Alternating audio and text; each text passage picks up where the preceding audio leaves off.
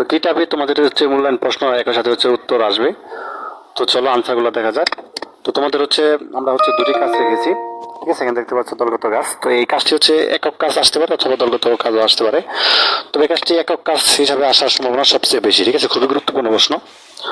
তো এখানে খেয়াল করো প্রশ্ন, মহান আল্লাহর পরিচয় দাও এবং আসমুল হুসনা সম্পর্কে যা জানো লেখো, ঠিক আছে। এরকম একটা প্রশ্ন কিন্তু একক কাজ হিসাবে আসতে পারে। কাজে তুমি উত্তরটি কিভাবে লিখবে, তো চলো আনসারটা দেখা যাক। উত্তর, মহান আল্লাহর পরিচয়। আল্লাহ ওই সত্তাকে বলা হয় যিনি স্বয়ম্ভু, সদা বিরাজমান। পূর্ণতা ও মহত্বের যত গুণ হতে পারে তিনি সেসব গুণের অধিকারী। আল্লাহ এক ও দ্বিতীয়, তার কোনো শরিক নেই। তিনি সময় আছে আচ্ছা তিনি সব সময় আছেন এবং থাকবেন। তার অস্তিত্ব অবশ্যম্ভাবী। তিনি সবাইকে জীবন দান করেন। এরম মানে জ্ঞান। আল্লাহ সর্বজ্ঞানী, সর্ববিষয়ে তার জ্ঞান সমভাবে পরিব্যাপ্ত। তার কাছে অতীত, বর্তমান, ভবিষ্যতের কোনো পার্থক্য নেই। তার জ্ঞানে ত্রুটি বিচ্যুতির কোনো সম্ভাবনা নেই। প্রকাশ্য বা গোপন, অতীত বা ভবিষ্যৎ, ইহকাল বা পরকাল সবকিছু তার কাছে সমান। তো যাই হোক, আমরা মোটামুটি আল্লাহ তাআলার পরিচয় পেলাম, ঠিক আছে। আল্লাহ তাআলা আসলে পরিচয় দিয়ে শেষ করা যাবে না, তো সংক্ষিপ্তভাবে তুমি এইভাবে লিখতে পারো। তো তারপর দেখো, আসমাউল হুসনা সম্পর্কে আমাদেরকে বলা হয়েছে। আসমাউল হুসনা সম্পর্কে তুমি কি জানো সেটা লেখো। তো আমরা লিখলাম যে আসমাউল হুসনা কথাটি আরবি শব্দ, ঠিক আছে। আসমা হলো অর্থাৎ এসম, আর বহু বচন এসম অর্থ নাম, ঠিক আছে। তো আসমা অর্থ হলো কি নামগুলো। তো আল হুসনা অর্থ সুন্দরতম। অতএব আসমাউল হুসনা অর্থ হলো কি আল্লাহ তাআলার সুন্দরতম নামগুলো, ঠিক আছে। তো পরিভাষায় আসমাউল হুসনা বলা হয় আল্লাহ তাআলার 99 নামকে, যেগুলো হাদিসে একসঙ্গে উল্লিখিত হয়েছে। তো রাসূল সাল্লাল্লাহু আলাইহি ওয়াসাল্লাম বলেন, আল্লাহ তাআলার 99টি নাম রয়েছে। যে ব্যক্তি এই নামগুলো স্মরণে রাখবে সে জান্নাতে প্রবেশ করবে। বুখারী ও মুসলিম, তিরমিজি শরীফের হাদিস, ঠিক আছে। কাজেই আল্লাহ তাআলার যে নামগুলো রয়েছে 99টি, এটি যদি তোমার মুখস্থ থাকে তো তাহলে কিন্তু তুমি হচ্ছে জান্নাতে প্রবেশ করবে। তো এটা কিন্তু বুখারী মুসলিম শরীফের হাদিস। তো তারপর দেখো, কোরআনুল কারিমে আল্লাহ তাআলা বলেন, তোমরা আমাকে ডাকো, আমি তোমাদের ডাকে সাড়া দেব, ঠিক আছে। সূরা মুমিনের 60 নম্বর আয়াতে।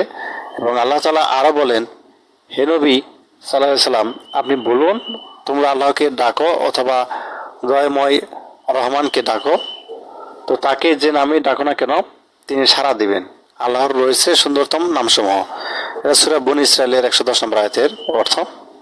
তো যাই হোক, এই হচ্ছে আমাদের প্রথম যে প্রশ্নটি, ঠিক আছে। মহান আল্লাহর পরিচয় এবং হচ্ছে আসমাউল হুসনা সম্পর্কে যা জানো লেখো। তো এভাবে হচ্ছে আমরা লিখবো। তো তারপর দেখো একটা দলগত কাজ আছে, ঠিক আছে। এটি খুবই গুরুত্বপূর্ণ। তো প্রশ্ন, তাওহীদে বিশ্বাসের ফলে ব্যক্তির জীবন ও কর্মে কি কি পরিবর্তন আসতে পারে তার একটা তালিকা প্রস্তুত করো, ঠিক আছে। তাওহীদে বিশ্বাস করলে মানে তোমার ব্যক্তি জীবন বা কর্মে কি কি পরিবর্তন আসতে পারে তার একটা তালিকা প্রস্তুত করতে বলা হয়েছে। তো চলো আনসারটা দেখা যাক। উত্তর, 1, মানুষকে আত্মসচেতন ও আত্মমর্যাদাবান গড়ে তোলে, ঠিক আছে। তাওহীদে বিশ্বাসের ফলে কি হবে, ব্যক্তি জীবনে মানুষের আত্মসচেতন ও আত্মমর্যাদাবান কি হয়ে উঠবে। তারপর দেখো 2, মানুষ আল্লাহ তাআলা ব্যতীত অন্য কারো নিকট মাথা নত করে না, ঠিক আছে। অর্থাৎ ব্যক্তি জীবনে মানুষ কি করে, আল্লাহ তাআলা ব্যতীত আর কারো নিকট কি মাথা নত করে না, এই তাওহীদে বিশ্বাসের ফলে। 3, মানুষকে কৃতজ্ঞতা প্রকাশের সুযোগ করে দেয়, ঠিক আছে। তাওহীদে বিশ্বাসের ফলে কি হবে, মানুষ অর্থাৎ ব্যক্তি জীবনে কি করে কৃতজ্ঞতা প্রকাশ করে, মানে সুযোগ করে দেয়। আর মানুষের মর্যাদা প্রতিষ্ঠিত হয়, ঠিক আছে। ব্যক্তি জীবনে তাদের বিশ্বাসের ফলে কি হয়, মানুষের যে মর্যাদা এটা কিন্তু প্রতিষ্ঠিত হয় বা বৃদ্ধি পায়। 5, মানুষ আশরাফুল মাখলুকাত বা সৃষ্টির সেরা জীব হিসেবে মর্যাদা লাভ করে তাওহীদে বিশ্বাসের ফলে, ঠিক আছে। 6, মানুষ সচ্চরিত্রবান হয়ে ওঠে। 7, মানুষ আল্লাহ তাআলার গুণাবলী ও পরিচয় লাভ করে, ঠিক আছে। তাওহীদে বিশ্বাসের ফলে কি হয়, মানুষের আল্লাহ তাআলার গুণাবলী পরিচয় লাভ করে। এবং 8, মানুষ সমাজে ঐক্য বাধিত প্রতিষ্ঠিত হয়, অর্থাৎ মানব সমাজে কি হয় তাওহীদে বিশ্বাসের ফলে ঐক্য বাধিত প্রতিষ্ঠিত হয়। 9 মানুষের মধ্যে ঐক্যের চেতনা জাগ্রত হয়। 10 তাওহীদে বিশ্বাস পরকালীন জীবনে মানুষকে সফলতা দান করে।